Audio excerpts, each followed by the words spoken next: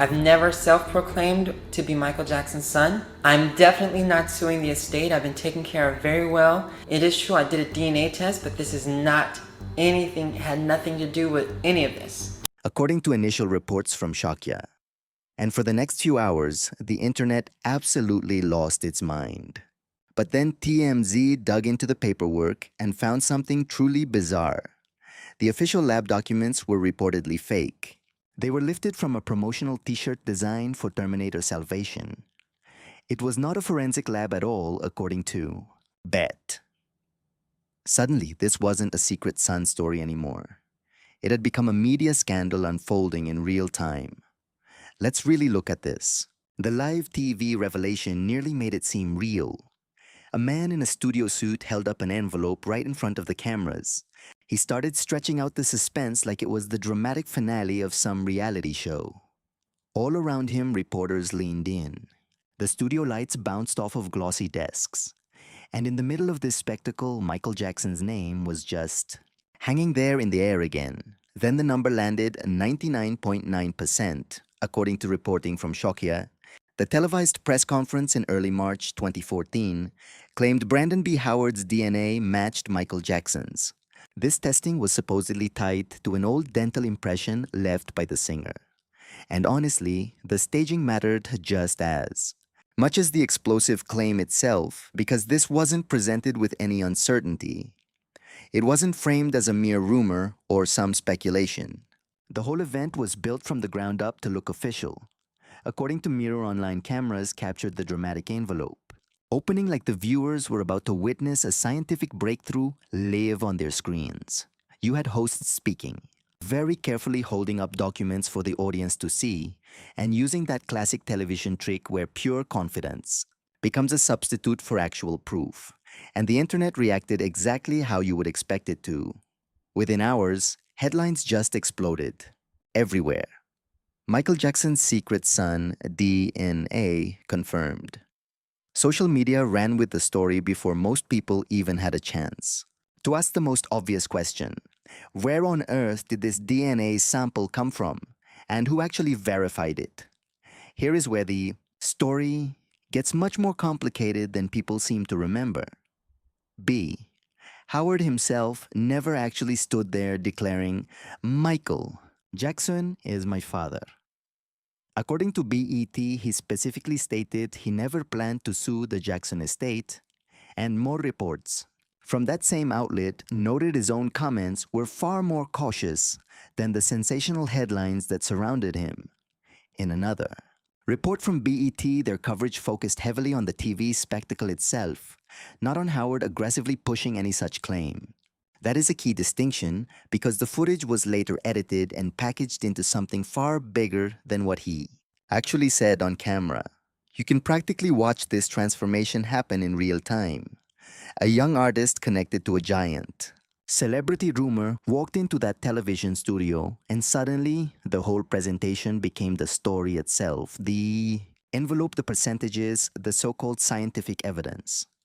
Television has always known that official numbers feel very powerful on a screen. A shaky rumor becomes much harder to just dismiss once somebody flashes paperwork and starts talking about DNA sequencing. But wait, this is the exact part that turned the entire affair from tabloid gossip into an outright scandal. TMZ got a hold of those supposed lab documents, and according to reporting that was cited by BET investigators, noticed something incredibly bizarre almost immediately. The logo printed directly on the paperwork did not belong to a recognized forensic laboratory whatsoever. It reportedly was traced back to a promotional t-shirt connected to the 2009 film, Terminator Salvation. You have to think about that for a second. A story serious enough to dominate the entertainment. News was apparently backed up by documents carrying imagery that was pulled from movie merchandise, not an accredited DNA facility and not official forensic branding, but a promo design from a sci-fi action movie. And once that tiny detail surfaced, the entire illusion began to collapse at an incredible speed. Suddenly, reporters were no longer asking whether Michael Jackson actually had a secret son. They were now asking how a live televised DNA announcement had ever made it to air without anyone bothering to properly vet the paperwork first. Because if a simple logo on a lab document can be forged so easily, how? Many other scientific TV revelations have relied on the audiences never looking closely enough to notice. That's the truly uncomfortable truth sitting just beneath this entire episode. The 99.9% match sounded so precise. It definitely looked convincing on television. The claim carried the serious weight of hard science. But legally and scientifically, according to BET, it meant absolutely nothing because those supporting documents themselves were reportedly fabricated. And once that massive illusion broke, people started looking at Brandon Howard very differently too. Because if he never fully claimed that he was Michael Jackson's son, and the DNA evidence itself fell apart, literally overnight, then who exactly was B? Howard, before this story, completely swallowed his name whole. The boy behind the lens. Who is he really? Brandon Howard Way, before those fake DNA documents hit the scene, before the whole television spectacle, and before the internet started playing detective. We're freezing those side-by-side photos of noses, smiles, and jawlines, trying to prove a genetic link from mere pixels, Brandon. Howard was already trapped inside a persistent rumor that he never even started.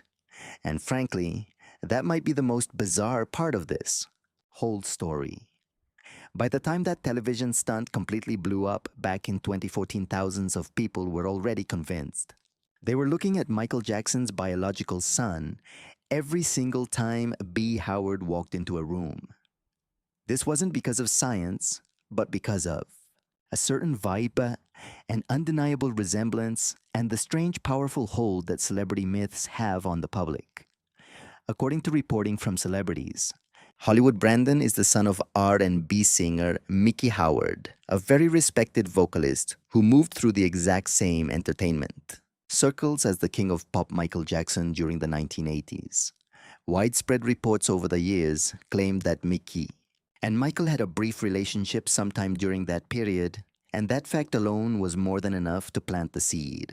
Once people learn that two celebrities have crossed paths romantically, every little coincidence after that starts to feel like a piece of hidden evidence. And then the audience looked at Brandon, and fair or not, they saw Michael Jackson in everything. They saw it in the eyes, the distinct smile, the facial structure, even his soft-spoken voice and unique musical style all became part of this massive public conversation.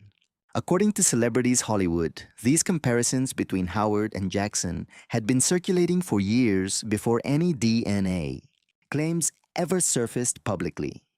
His interviews would inevitably drift toward the resemblance. Online comment sections then turned into full-blown fan theories.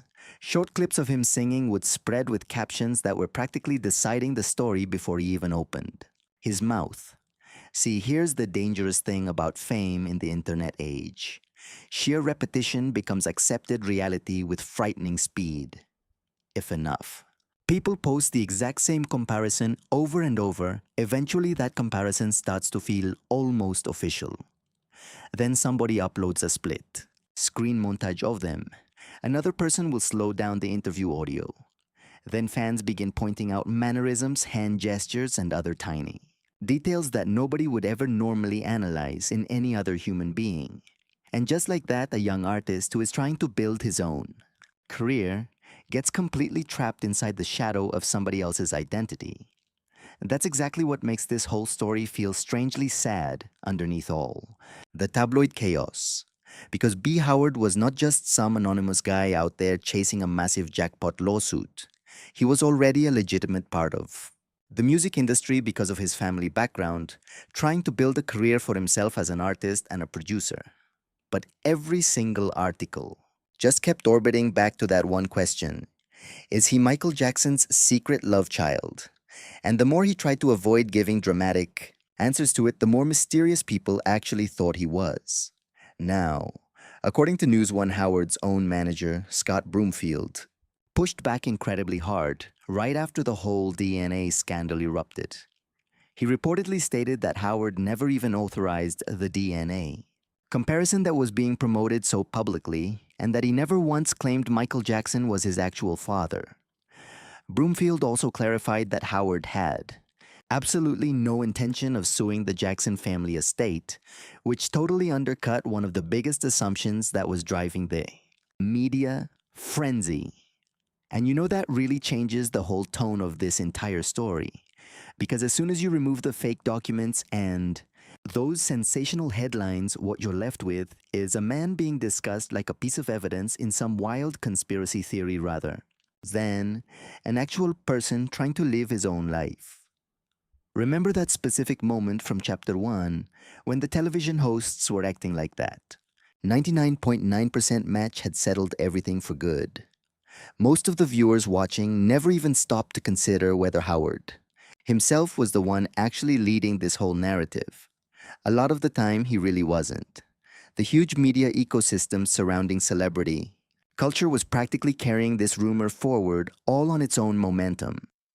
The fans simply wanted another hidden chapter to add to the complex Michael Jackson story.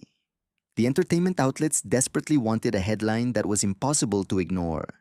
And frankly, humans are just naturally wired to go searching for patterns everywhere. If a person looks almost exactly like a legend, how much real evidence do we actually need? Before our own brains automatically fill in the rest of that story, that very question sits right underneath this entire saga because we know of biologically. That resemblance by itself proves absolutely nothing. Families who are completely unrelated by blood can sometimes look bizarrely similar. Even mannerisms can be learned. And vocal influence definitely happens in the music world. But emotionally, the public really wanted this story to be true. You can absolutely feel it in the media coverage from that time period. The very idea of Michael Jackson secretly having some unknown adult son out there just felt cinematic. It was almost too perfect for our modern celebrity mythology. Meanwhile, according to News One, Howard himself was actively distancing himself from the DNA story, while the internet relentlessly kept dragging him right back into the middle of it. And once you finally realize that the next question becomes impossible to ignore, if B. Howard really never publicly claimed that Michael Jackson was his father and the so called famous DNA proof turned out to be completely fake anyway, then where exactly did the original rumors actually get its start? From the rumor to the rumor killer, the Augie Johnson claim. Just when the whole Michael Jackson secret son story seemed completely unstoppable, another man quietly stepped into the picture and completely changed the entire narrative. Shape of the conversation. Not some tabloid reporter, not a TV host holding fake DNA results, but an actual musician from inside Michael Jackson's world. According to reports from Mirror Online, a singer and backing vocalist named Augie Johnson publicly claimed that he, not Michael Jackson, was Brandon Howard's real biological father. And here is where the story gets so much more interesting. Augie Johnson wasn't just some random outsider latching onto the story years later. He had genuine ties to Michael Jackson's orbit, including professional work connected to the 1979 album Off the Wall. That one detail matters because suddenly this wasn't just an internet rumor versus reality. It became one insider's story, colliding head on with another. Johnson reportedly stated he had been in a long relationship with Mickey Howard, and was. Right there around the time Brandon was born, according to Mirror Online. And honestly, the moment you hear that, the entire DNA spectacle from before starts looking even more bizarre than it already was. Because remember, the TV narrative was built on audiences accepting one gigantic assumption from the start that Michael Jackson was the only plausible father who was even worth discussing. But that just wasn't true. There was already another man out there publicly saying, "No, this is my son." And unlike the flashy TV special, his claim was actually connected to a real personal history. According to the same reports from Mirror Online, Johnson described a genuine relationship with Mickey Howard that existed long before any viral blogs or fake lab reports got involved. No envelope reveals no dramatic percentages, just his direct statement about his own family. The truly strange thing is how little Attention, that version of the story got compared to the MJ Secret Son angle. Because let's be real, one headline is completely irresistible, and the other one isn't. Michael Jackson may have a hidden son, spreads globally in minutes, a session. Vocalist claiming paternity barely survives the entertainment news cycle for a day. The media machine will naturally gravitate toward the biggest mythology possible, even if the quieter explanation makes far more sense biologically. And get this, the very existence of Augie Johnson's claim weakens the entire DNA narrative before you even arrive at the forged document scandal, according to reporting from BET, the television. Presentation revolved around the idea that Michael Jackson's genetic material had been somehow matched up to Brandon Howard with 99.9% certainty. But if another plausible biological father was already out there and had publicly identified himself, the whole presentation becomes structurally unstable from the beginning. You are not starting from a clean scientific mystery anymore. You're starting from competing claims and unresolved personal history. With media assumptions just stacked right on top, that is a completely different ballgame. Remember that question hanging over everything about whether people really wanted this story to be true? This is where you can really feel it. Because once Augie Johnson entered the conversation, the internet could have easily slowed down and reconsidered the whole thing. Instead, most people just ignored him entirely. The Michael Jackson version of the story was just too powerful, too cinematic, and way too emotionally charged to let go of that easily. And honestly, that says something. Very uncomfortable about how celebrity culture actually works, in an age where viral DNA tests are supposed to be treated like the final word, which is scarier that the numbers themselves were fake, or that the human story beneath it all was even. Messier than the headline, everyone was so desperate to believe, because real life is almost always messy. Relationships overlap. Memories will conflict. Families carry private histories that total outsiders can't possibly understand. But the tabloids just flatten all of that messy complexity into one giant simplified narrative that people can share in a sentence. Michael Jackson's Secret Son. That's a clean headline. Massive clicks, an instant emotional reaction. Meanwhile, according to News One Brandon, Howard himself kept on distancing himself from this paternity spectacle, which only managed to make the whole thing feel more disconnected from the real person at the center of it all. And maybe that is the single most revealing part of this entire chapter.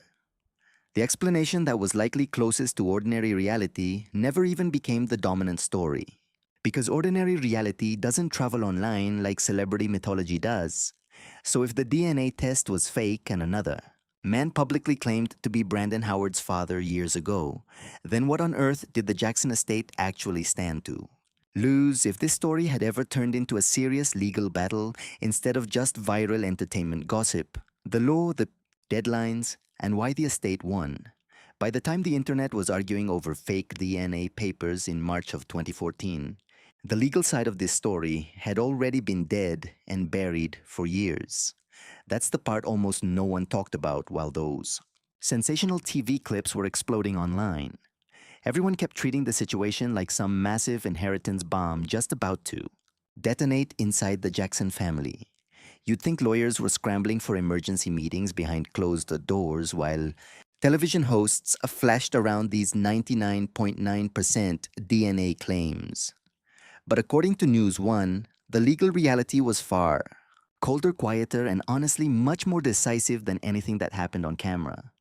This is because inheritance law does not care about viral moments, it only cares about deadlines. Michael Jackson died in June 2009, and California probate law has extremely strict timelines for when paternity and inheritance claims against an estate can even be filed. Those deadlines exist for a good reason. Courts need estates settled, assets distributed, taxes paid, and contracts completely finalized. You can't just leave billion-dollar legal questions hanging in the air, waiting for new claims to appear decades later. So while Audiences were watching TV personalities dramatically open envelopes in 2014. The actual legal machinery that controls inheritance had already closed up shop years earlier. And that one fact changes everything. According to News One, Brandon Howard's own team had made it clear they never intended to pursue the Jackson estate in court anyway. His manager, Scott Broomfield, reportedly stated in public that Howard had no plans to sue, which means the whole public frenzy was happening in a strange parallel world where audiences imagined a courtroom drama that was not even being considered by the person at the very center of the story. Just think about how bizarre that is for a moment. Millions of people were consuming this story like it was the start of a massive legal war over Michael Jackson's vast fortune. But according to statements that came directly from Howard's camp, there was no lawsuit. Strategy being cooked up behind the scenes. No inheritance assault, no legal ambush. The whole spectacle existed mainly in headlines, how television framed it, and the public's imagination. And this is where the law becomes almost brutally practical. Even if all the DNA paperwork had been 100% legit, which according to BET it was not, the estate still would not have been automatically plunged into chaos.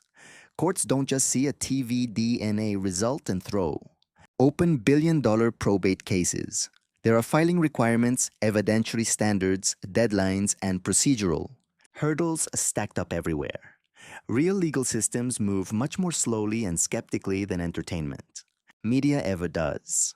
That gap between television logic and legal reality is pretty much the hidden engine of this whole story. On television, DNA is treated like it's magic. Someone shows a percentage and suddenly dramatic music swells. Families gasp and destinies are altered. But in a real courtroom context, matters just as much as biology. Where did this sample come from? Was consent legally obtained? Was the laboratory accredited? Were the filings submitted on time? Was the chain of custody maintained? Were claims raised before the legal deadlines expired? And the moment you begin applying those questions to that 2014 stunt, the whole narrative falls apart almost immediately.